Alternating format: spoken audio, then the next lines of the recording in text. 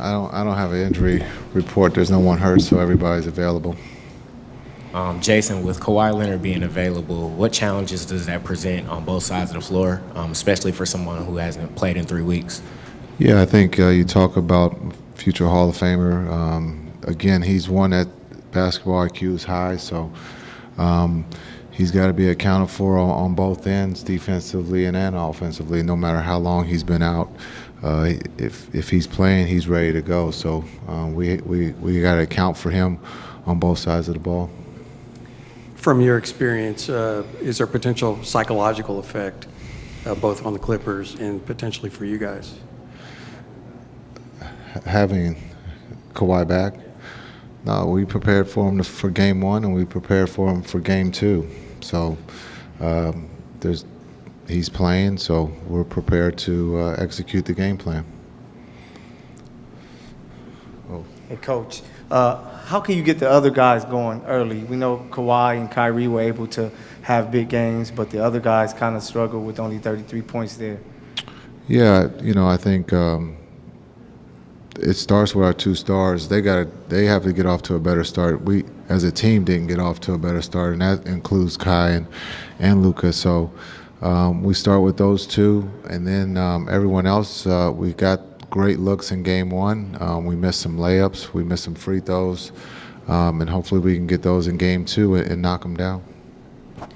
Jay, obviously you've been in a lot of playoff games, and some of the guys in the roster have, but some of them obviously they really hadn't been in the playoffs before Game 1.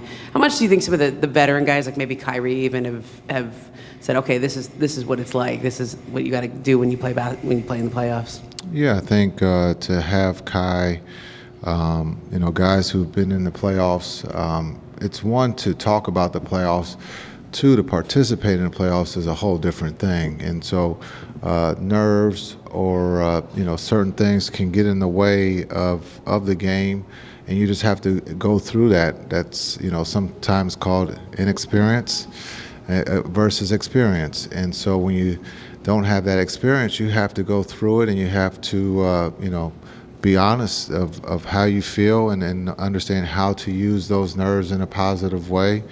But the only way you can do that is by going through it, and I thought the group went through that in Game 1. Coach, right here, Jason Kidd. Yeah. Coach, tonight, since Kawhi is back defensively, will we see P.J. Washington, the first one up defensively on Kawhi tonight? Yeah, we'll see. He's going to guard them all.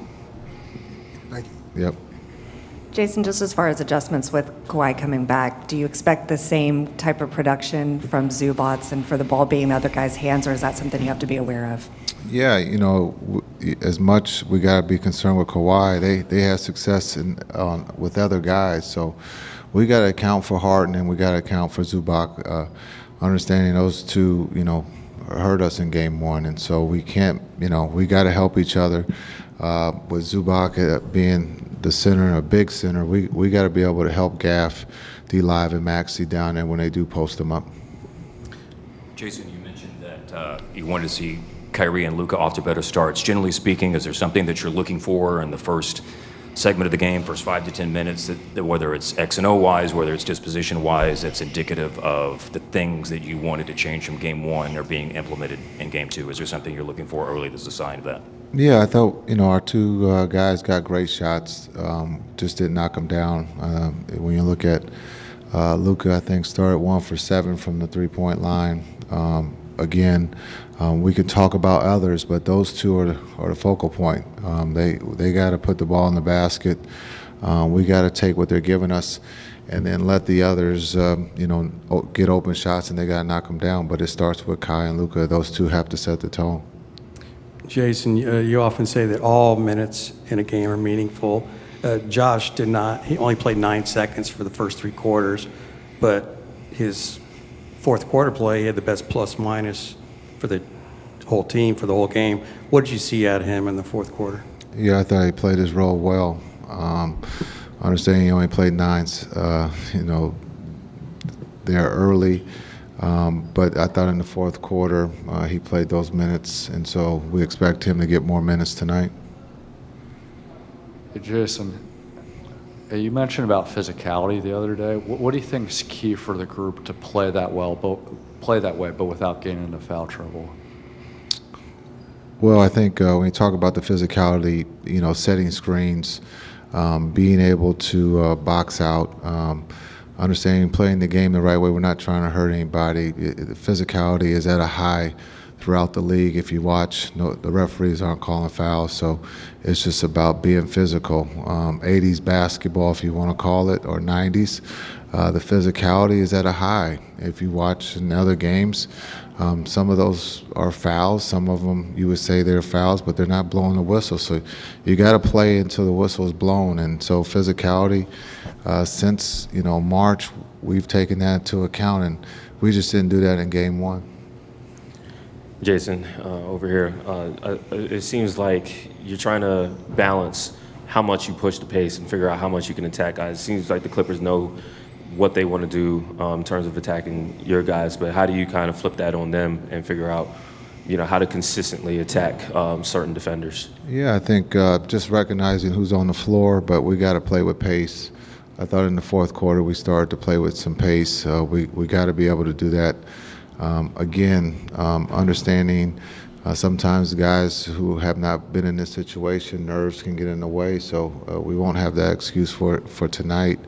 But we got to be able to get out and run. We can't let them set their defense. They got great hands, and so just understand we got to take care of the ball, but we have to play with pace if we want to win tonight. Jason, can you elaborate on Kyrie's leadership and his playoff experience, and how is that beneficial to the team, and what has he been explaining to the guys to help him throughout this playoff experience? Yeah, when you talk about Kai, he's a champion, and understand he's been there before, and so when he talks, everyone listens. And so his leadership has been big all season, not just here for the playoffs, but just understanding different parts of the season. He has spoken up in the locker room, and then just again, he's about being positive, the energy being put in the right place, and staying together and enjoying this moment, and understanding that we got to learn from these different situations, because we have guys who haven't been there before. So he's been great in the locker room, and we're going to lean on him as we go through this series. And and you mentioned like the physicality is like back in the 80s. Is that necessarily a good thing, or are you loving that, or can you just elaborate on what's your thoughts about the? I was joking, but we'll see. You got to find out how the referees are calling it. They're human too. Some will call it tight. Some will let you play. So we'll find out in the first 3 or 4 minutes how the game is being called, and then you got to be able to pivot and play from there.